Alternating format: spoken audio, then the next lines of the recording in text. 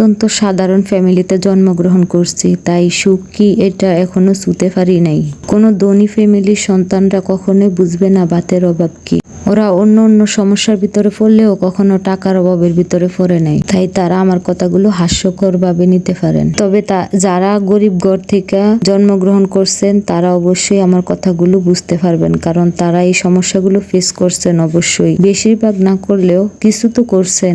জন্মের পর থেকেই একটা কথাই শিখছি, যেহেতু মানুষ হয়ে জন্মগ্রহণ করছি তাহলে অবশ্যই লড়াই করতেই হবে, লড়াই না করলে মরে যেতে হবে, এটাই শিখছি ছোটবেলা থেকে। আমার বাবা একজন দিনমজুর খুচরা ব্যবসায়ী এবং আমার স্বামীও একজন দিনমজুর খুচরা ব্যবসায়ী। তারা ছোটখাটো ইনকাম করে তাদের সংসার চালায়, কিন্তু এই সংসার চালানো শুধু চালানোই নাই, এটা শুধুমাত্র জীবন পার করা লাগবে তাই পার করতেছি। এতে কোনো বিলাসিতা নাই, অত্যন্ত সাদামাটা। তবে আমার মাথার ভিতরে অন্য টেনশন ঘুরতেছে, যেহেতু আমার দুটো সন্তান আছে, আমি আমার দুটো সন্তানকে আমার মতো মানুষ হতে দিতে চাই না।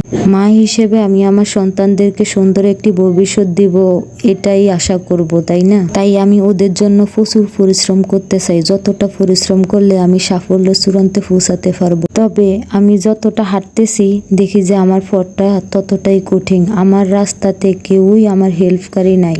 আমি জানি না আমি কোন রাস্তায় চললে আমার সন্তানের ভবিষ্যৎটা ঠিক করতে পারবো, তবে আমি ওদের ভবিষ্যৎ ঠিক করতে যা কিছু করা লাগে তাই করব। তুমি যদি বিবাহিত হয়ে থাকো এবং তোমারও যদি ছেলে মেয়ে থেকে থাকে, তাহলে তুমি আমার কথাগুলোর মর্ম বুঝবে, কারণ মা হিসেবে বা বাবা হিসেবে বাপ মার কর্তব্যই থাকে ভবিষ্যৎ ঠিক করে দেওয়া বাচ্চাদের। আমি চাই না আমার বাচ্চারা ভবিষ্যতে বড় হয়ে যখন বুঝতে শিখবে তখন আমার সামনে দাঁড়িয়ে এটা বলুক যে তুমি আমার জন্য কি করছো।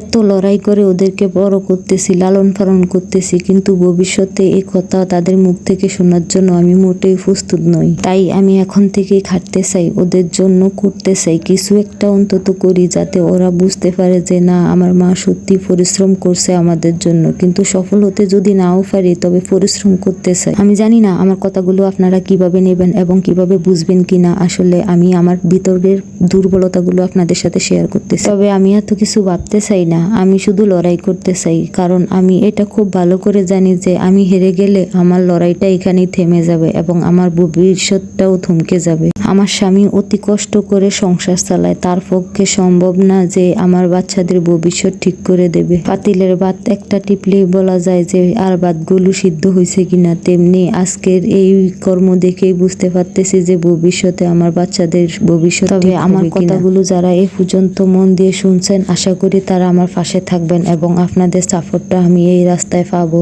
যদি না পাই তাহলে কিন্তু আমার পথ এখানেই থমকে যাবে। আমি আপনাদের সাপোর্ট কামনা করব।